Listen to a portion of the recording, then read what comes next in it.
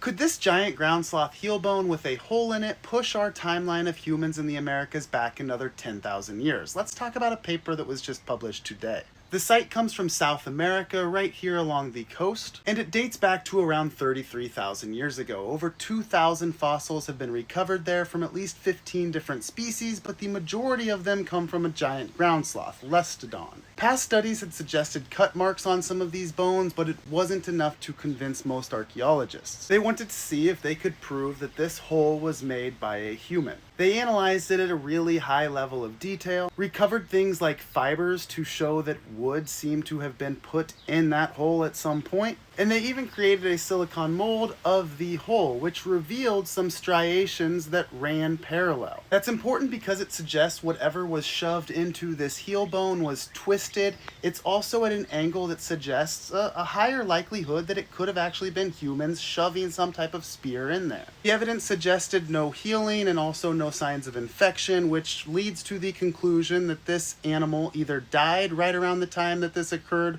or it was already dead when it happened. They tested whether it could have been caused by an animal like a dire wolf or a large cat like a saber-toothed cat or a non-saber-toothed cat, and even giant short-faced bears. Those all seemed unlikely. Part of the problem is that there would have been another tooth close enough that there should be another visible, at least like some type of impact on the bone that wasn't there. I'm starting to lag, I don't know why, I think it's good now. They then thought maybe it wasn't a carnivore, but maybe it could have been another ground sloth. Maybe they were competing with each other, but they didn't think that was likely, as ground sloths don't have enamel, they don't have very strong teeth, and their teeth probably wouldn't have punctured bone like that. They acknowledge in the paper that they can't prove this was humans, but that they can say that this seems more likely to be humans than to be some other natural thing that occurred.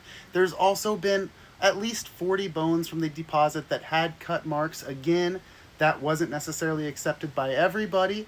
Cut marks can be hard to prove as well, but this seems to be a situation where there is growing evidence suggesting humans may have been here in this region 33,000 years ago hunting these ground sloths. And I'll get out of the way so you can read this, you can pause it if you want to, but here, these are their conclusions. I think it's interesting. Let me know what you think.